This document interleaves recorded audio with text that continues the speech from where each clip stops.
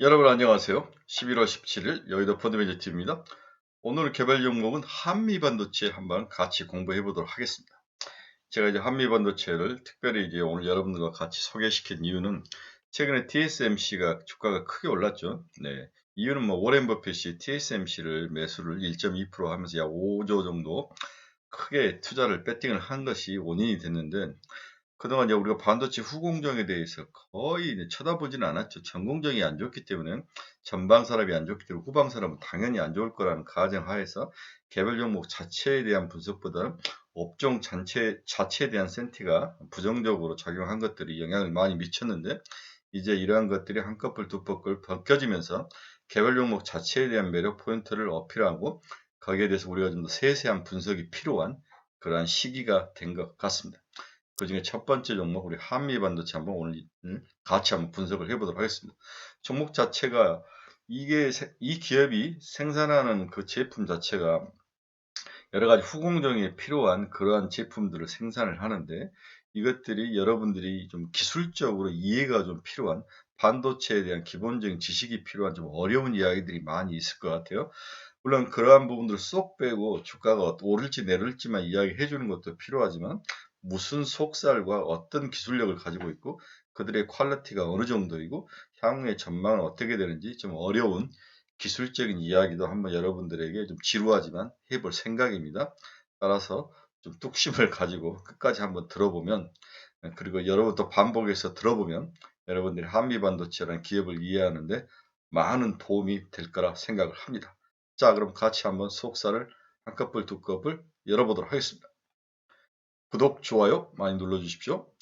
네, 동사의 주가 추이를 보면 18,000원, 2만원까지 갔던 기업이 거의 만원대가 깨질 정도로까지 내려왔다가 지금 13,150원에 머물러서 바닥을 치고 올라오는 그런 모습을 보였는데 1차 목표 가격은 당연히 15,000원이죠. 15,000원을 뚫느냐 마느냐를 보고 그 다음에 17,000원, 2만원 이런 식으로 2단계, 3단계 주가 상승의 과정들을 우리가 상정을 해볼 수 있을 것 같습니다. 일단 만원대를 뚫고 13,000원대까지 올라왔는데 여기서 쉬어갈지 아니면 한 번 더 쉬다가 다시 뚫고 15,000원을 터치할지 굉장히 좀 관심이 가는 그런 포인트인데 문제는 거의 거래량이 많지 않다는 거죠. 거래량이 많이 않다는 것은 빠질 때도 거래량이 없이 빠졌고 올라갈 때도 조그마한 거래량도 팍팍 올라갈 수 있는 그런 과정이기 때문에 거래량에 특별히 신경 쓸 필요는 없다. 따라서 이 종목의 기술력 그리고 전방 산업이 어떻게 되는지 연계관계 이런 것들이 훨씬 더 중요한 또 글로벌 후공정 시장이 어떤 모습으로 돌아가는지 이런 부분이 훨씬 더 중요하다. 따라서 주식 분석을 하는데 거래량과 체결 이런 것들에 대해서는 일단은 내려놓고 이 종목을 봐라. 이렇게 여러분들에게 조언을 해드리고 싶습니다. 동사의 수급을 한번 봅시다. 먼저 최근에 국내 기관 투자가들이 아주 강력하게 꾸준히 매수를 하고 있죠. 여기에 외국인들도 최근 거의 20일 동안 동사에 대해서 매수에 나서고 있는데 양수 겸장의 수급 측면에서는 긍정적인 모습이 나타나고 있습니다. 동사의 공매도 추이를 보면 14만 주나 17만 주, 17만 8천 주가 최근에 가장 공매도가 많은 물량이었는데 다시 9만 6천 주까지 줄었다는 것은 연말을 앞두고 그동안 공매에 나섰던 세력들이 많이 줄이고 있다. 이렇게 동사에 대해서 우리가 공매 측면에서 이해를 하시면 될 것 같습니다. 따라서 동사는 수급적인 측면에서 국내 기관, 외국인, 그 다음에 공매 측면에서 환매수가 나타나면서 3박자 모두 동사에게 아주 긍정적으로 작용을 하고 있다. 이런 면에 있어서는 주가가 바닥을 쳤다. 이렇게 평가도 해볼 수 있을 것 같습니다. 동사를 분석하는 핵심 키워드는 TSV 공법이 고도화되고 있다. 이 TSV 공법에 대한 이해가 필요하고요. HBM 시장이 크게 성장을 하고 있다. 또 HBM 시장이 뭔지, 또 최근엔 TSMC의 후공정 업체들에게 동사의 장비를 납품을 하고 있는데 이러한 TSMC 다양한 또 글로벌 플레이어들과의 관계가 어떻게 전망이 되고 있는지 그리고 15,000원이 1차 목표 탈환 이러한 네 가지 요인이 동사를 분석하는 키워드이기 때문에 머릿속에 이러한 개념을 딱 가지고 프레임을 짜서 하나하나씩 기술적인 면 하나 보고 내년에는 어떻게 될까 전방산업 한번 보고 그다음 내년에 반도체 시장은 또 어떤 모습으로 나타날 것인가? 그리고 TSMC와의 관계는 또 어떻게 될 것인가? 이러한 것들이 뭉쳐서 주가가 15,000원을 치고 올라갈 수 있을 것인가? 이렇게 프레임을 짜서 보면 동사의 어려운 여러 가지 복잡한 것들을 쉽게 단순화시켜서 볼 수 있는 좋은 어떤 프레임이다. 이렇게 볼 수 있을 것 같습니다.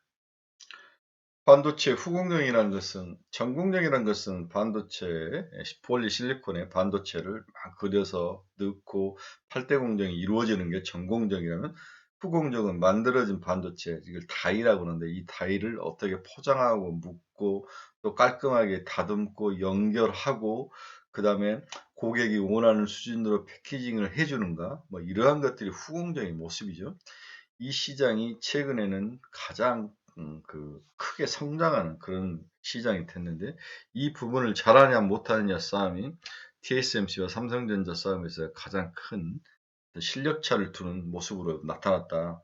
이러면서 후공정 싸움은 굉장히 중요한 싸움이다. 여러 번 이야기를 했죠. 그럼 동사를 이해하는데 첫 번째 가장 중요한 단어가 TSV 공법이라는 단어가 나옵니다. 이 단어를 이해를 하지 못하면 동사를 이해할 수가 없는 거죠. TSV 공법이라는 것은 Through Silicon Via, 즉 실리콘을 관통하는 그러한 기술이다. 이렇게 볼 수 있습니다. 실리콘이라는 것은 기판을 의미하죠. 여러 개의 기판을 쭉 모아서 이것을 관통해서 연결해서 전류가 흐르게 해서 작동을 하게 만드는 그 기술을 할 수 있게 어떤 장비를 만들어주는 회사가 바로 동사의 TSV 장비이다. 따라서 동사를 이해하는 1번 기준은 TSV 공법을 이해를 해야 되는 거죠.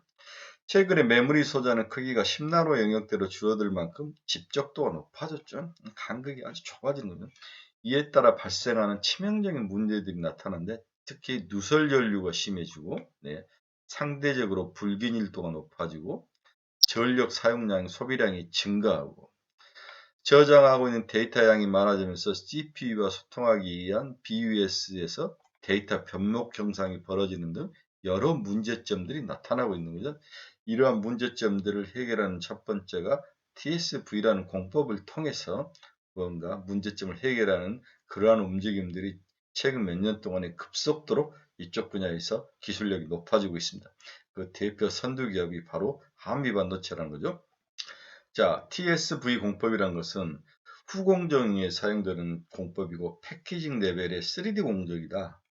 후공정 3D 패키징이 많이 알려진 기술은 HBM이라는 것에서 이 반도체를 만들면서 여기에 TSV 공법이 들어가는데 D램 패키징에서 사용하는 기술로 전공정이 끝난 D램 칩들을 패키징 기판 위에 쌓아 올린 후 TSV 배선으로 연결을 하는 그러한 공법이다. 자, 여러분 한번 보십시오. 과거에는 이렇게 다이 하나에 서브스트레이트 기판 위에다가 D램을 올리고 또 여기에 이렇게 전선으로 서로 연결해서 수평으로 갔는데 지금은 베이스 다이를 놓고 그 위에 여러 그 D램들을 하나로 다이들을 쭉 올려서 하나로 이렇게 구멍을 뚫어 가지고 서로 전류를 연결시키는 그러한 기법으로 올렸는데 이것을 HBM 기법이라는 거죠. HBM은 High Bandwidth Memory라는 단어의 약자인데 이게 이제 우리나라에서 SK 하이닉스가 최근에 가장 잘하는 공법 중에 하나라는 거죠. 자, 과거에는 CPU와 DRAM을 인접하게 배치하고 많은 DRAM을 기판 위에 평면으로 연결을 했다는 거죠. 데이터 익히스기를 진행하였는데 즉 데이터 전송량에 따라서 더 많은 면적이 필요하게 되고 한 기판 위에 수평적으로 많은 칩이 배치되는 공간을 많이 차지하는 그런 기법이 1차원적으로 사용됐죠. 하지만 최근 들어서는 이것이 HBM 기술이 나타나면서 이것을 위로 쌓아 올리는 수평으로 쌓아 올리는 하이 밴드위스 메모리 기법이 나타나면서 이 기법에 사용되면 그러면 기판을 위로 쭉 사용되면 기판과 기판을 연결하는 그러한 뭔가 장치가 그러한 그 후공정 그 작업을 해줘야 되는 거죠. 근데 기판과 기판을 계속 이렇게 쌓으면서 이것을 구멍을 뚫어서 연결하는 게 쉬운 일이 아니라 굉장히 고난이도의 퀄리티 있는 그런 기술이 필요하다. 이러한 것에서 구멍을 뚫어서 기판과 기판을 수직으로 쑥 쌓는 것들을 하나로 연결을 해서 만드는 그러한 장비, 이게 바로 동사의 TSV 장비이다. 이렇게 이해를 하시면 될 것 같습니다. 자, TSV는 기판을 수평으로 놓지 않고 수직으로 쌓아서 수직으로 쌓은 기판을 하나로 연결하게 만드는 그러한 장치, 공법, 기술, 그 이름을 TSV다. 이렇게 머릿속에 확 박아 두셔야 됩니다. 자, HBM이라는 단어가 앞에서 사용되는데 High Bandwidth Memory. 기존 시장에서 HBM 채팅률 비율이 높지 않았습니다. 이유는 높은 가격 때문이죠. 이렇게 만든 메모리 반도체 가격이 당연히 비싸죠. 기존 D램 가격보다도 3에서 5배 이상 비싼 가격으로 알려져 있습니다. 하지만 인공지능 AI와 딥러닝 분야에서 데이터 처리량이 증가하면서 높은 연산 기능을 요구하는 데이터 센터 등이 최근에 늘어나면서 HBM 반도체가 급물살을 타면서 보급률이 높아지죠. HBM 공급사는 삼성전자와 SK하이닉스가 선두주자입니다. 3위인 마이크론은 HBM 대신 그래픽용 DDR 생산에 머무르고 있을 정도 실력이 좀 떨어지죠. 최근 SK하이닉스는 현재 최고 성능 D램인 HBM3 양산을 시작해서 미국 반도체 기업인 엔비디아에 공급을 한다고 밝혔습니다. 지난해 10월 말 세계 최초로 HBM3를 개발한 지 불과 7개월 만에 테스트 성능을 다 끝나고 엔비디아와 거래를 할 정도로 기술력이 급속도로 발전을 하고 있다. 이렇게 이해를 하시면 될 것 같습니다. HBM3는 1세대, 2세대, 3세대에 이은 HBM4세대 제품으로 초당 819GB 데이터를 처리할 수 있습니다. 이는 풀 HDD 영화 163편을 1초에 전송하는 그런 수준의 높은 퀄리티의 반도체의 새로운 영역이다. D램 반도체. 이렇게 이해를 하시면 될 것 같네요. SK하이닉스가 집적도를 높이는 데 집중하는 반면 삼성전자는 메모리 반도체 연상 능력에 초점을 맞추고 있다고 합니다. 지난 2월에 개발한 HBM PIM. HBM에 PIM이 또 붙는데 Processing in Memory 이렇게 명명하는 쪽으로 삼성전자는 가고 있는 거죠. PIM은 Processing in Memory는 기존 메모리 반도체의 AI 프로세서를 탑재한 반도체이죠. 네, 기존 메모리 반도체의 AI를 탑재한 메모리 반도체가 HBM, PIM 반도체이다. 메모리 안에서 연산 기능을 하는 프로세스가 들어있다고 해서 PIM이라고 불린다는 거죠. 네, Processing in Memory. PIM 개발 이전에는 일반적으로 하나의 시스템에서 입력된 데이터가 휘발성 메모리 DM에 임시 저장되고 DM은 프로세서 데이터 처리 속도에 맞춰 저장한 데이터를 전송하는 방식으로 기존에는 움직였습니다. 이후 프로세서는 전송받는 데이터를 처리하고 결과를 출력하거나 다시 비휘발성 메모리의 전속에 저장하도록 하는 거죠. 과거에는 하나의 시스템에 메모리 반도체와 프로세서가 별도로 탑재가 됐죠. 당연히 D램 하나, 다음에 프로세서 하나, 따라서 메모리와 프로세서 간에 데이터 전송을 해야 하는데 그 과정에서 데이터 처리 시간이 지연되고 전력 손실이 일어났다는 거죠. 따라서 메모리 반도체 여기에 프로세서 반도체를 서로 연산 처리를 할 수 있는 AI 프로세서 반도체를 하나로 묶어서 만든 HBM 반도체가 바로 HBM PIM 반도체이다. 삼성전자가 주로 이쪽으로 발전을 하는 거죠. 삼성전자는 앞에서 말했지만 메모리 반도체 연산 능력 쪽으로 초점을 맞추는 거고 SK는 집적도 위로 쌓는데 반도체를 계속 위로 쌓아서 하나로 묶는데 기술적으로 간다면 삼성전자는 다양한 반도체를 하나로 엮는 쪽으로 서로 다른 방향으로 HBM을 발전시키고 있다. 이렇게 이해를 하시면 될 것 같습니다. 자, 한미 반도체는 1980년에 설립된 반도체 후공정 후공정 전문 장비 업체죠.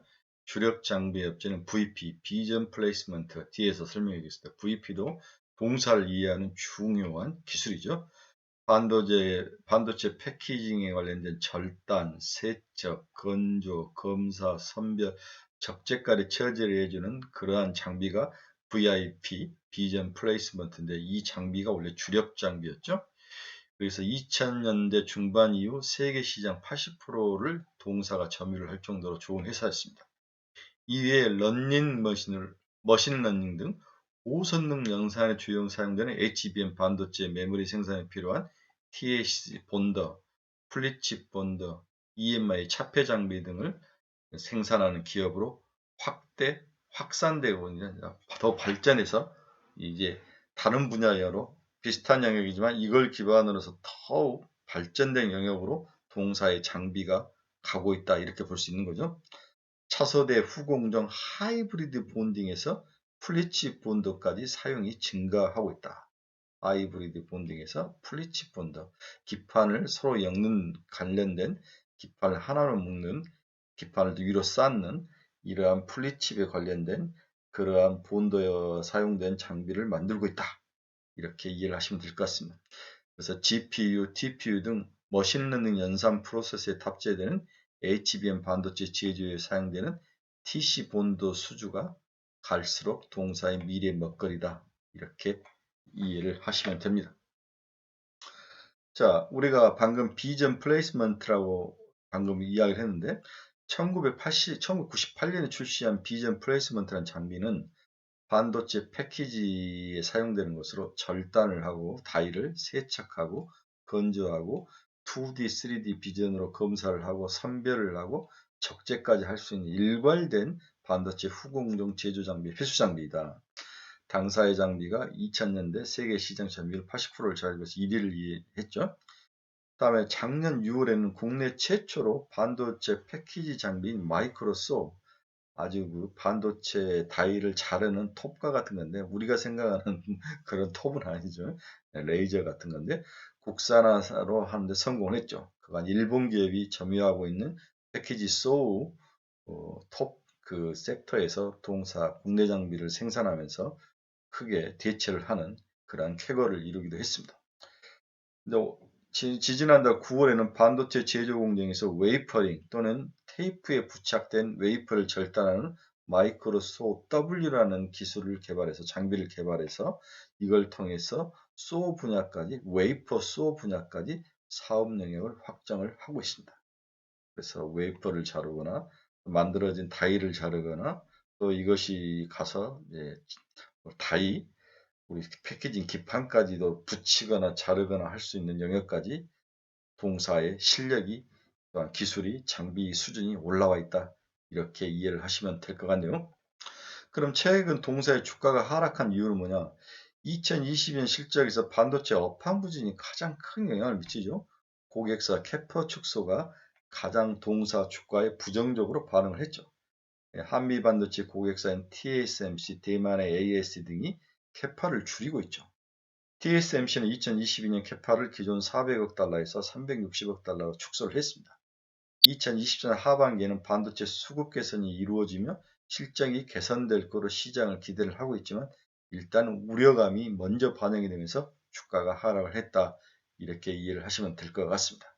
특히 하이브리드 본딩 공정 양산화가 빠르게 진행되는데 이 부분에서 동사가 개발한 장비가 주력으로 들어가고 있다. 이렇게 이해를 하시면 될 것 같네요. 따라서 2022년이 바닥을 쳤다. 2023년은 최소한 2022년보다도 충분히 올라올 수 있는 모든 악재는 이미 다 반영이 됐고 그 악재를 이길 수 있는 기술력을 가지고 있다. 이런 긍정적인 측면으로 동사의 주가를 바라봐야 되는 게 아닌가 이런 생각을 해보게 됩니다. 따라서 우리가 동사를 투자하는 투자 매력 포인트는 장기 성장성을 보유하고 있다. 동사의 장기 성장성 유지는 신규 주력 제품인 플리치 BGA 커팅용 MSV 8.0 장비에 대한 수요가 견조하다.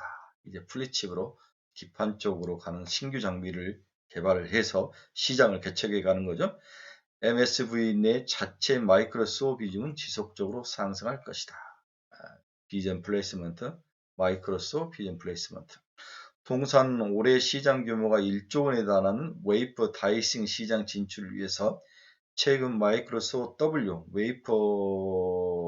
마이크로 웨이퍼 소장비를 출시하고 지난 2분기 판광비 등의 동장비에 대한 개발 비례가 크게 반영이 되면서 일단 실적이 살짝 나빠졌는데 미래 먹거리에 대한 투자이기 때문에 내년부터는 장기 성장성이 실적으로 나타날 확률이 높아 보인다. 이렇게 볼 수 있습니다. 동사는 올해 말부터 고객들에게 데모 장비 출하를 시작해 내년 하반기부터 본격적인 동장비 매출을 발생시킬 계획을 가지고 있다. 그 장비가 플리츠 BGA 커팅용 MSVP 8.9입니다. 이 장비 이름이 굉장히 기네요. 그렇죠? 플리츠 BGA에 사용되는 그러한 붙이고 자르고 연결하는 그러한 장비이다. 이렇게 볼 수 있습니다. 또한 동사에 지금 가장 캐시가 하는 TSV TC 본더 장비죠. 네, TSV TC 본더 장비. 앞에서 말씀드렸지만 HBM3를 위한 TSV TC 본더 장비 수주에 성공을 한 거죠. 이 동 장비 매출은 올 4분기부터 반영되기 시작하고 내년에는 추가 수주가 일어나면서 동사의 주력 장비로 나타날 것으로 보이고 있습니다. 카메라 모듈 검사 장비의 최근 매출은 매우 부진한 상황이나 동일 고객향으로 전기차 등 신사업 부문에 진출할 수도 있으며 또한 공정 가공 부분에서 신규 장비 출하의 가능성도 존재해서 미래의 먹거리는 충분히 기술적으로 정착을 하고 있다. 시장만 포텐만 터지면 카메라 모듈 검사 장비 시장까지도 동사가 치고 들어가는 거죠. 자, 처음에는 다 만들어져 있는 반도체를 묶고 자르고 뚫어주고, 다음에는 이제 이 소위 말해서 실리콘 자체를 자르는 것까지 들어갔고, 이제는 뭡니까? 우리 그 기판 사업에서 가장 중요한 BGA 그런 기판까지도 동사의 장비가 들어가서 하나로 묶고 자르고 연결해주는 가공해주는 그런 후공정 장비로서 영역을 확장시키고 있고 전기차 향으로도 동사의 장비가 사용될 확률이 높다. 이러한 점들은 우리가 염두를 해두고 동사의 미래에 대해서 긍정적으로 봐야 되는 게 아닌가 이렇게 정리를 해볼 수 있습니다. 동사는 또 자사주 소각 계획도 가지고 있네요. 올해 12월 내로 200억 규모로 자사주 소각을 하고 내년 4월 24일까지 300억 규모의 자사주를 추가 매수할 계획이다. 이러한 것들이 시장에 좀 반영이 돼서 주가가 올랐으면 좋겠습니다. 마지막으로 동사의 영업이익 추이를 한번 봅시다. 2022년 매출액은 2030억. 그렇죠? 영업이익을 한번 쭉 보면 영업이익을 보면 1225억. 네, 내년에는 928억. 내년 오히려 주네요. 네. 매출액 1625억. 내년에 매출액이 좀 줄고 오히려 영업이익도 주는 그런 모습을 보이는데 이 모든 게 사실 저거죠. 네. 전방 산업이 좀 안 좋다. 이렇게 예상을 했는데 이것보다도 잘 나올 확률이 높아 보이지 않을까. 이렇게 예상도 좀 해보고 있습니다. 네. 2031억 매출액에 122억 영업이익. 이렇게 봐야 되나? 예. 단위가 억 단위인 것 같아요. 2023년은 1625억에 영업이익에 928억. 네. 이렇게 보면 될 것 같습니다. 2030억에 1225억. 2625억에 928억. 네, 이렇게 영업이익을 보면 될 것 같네요.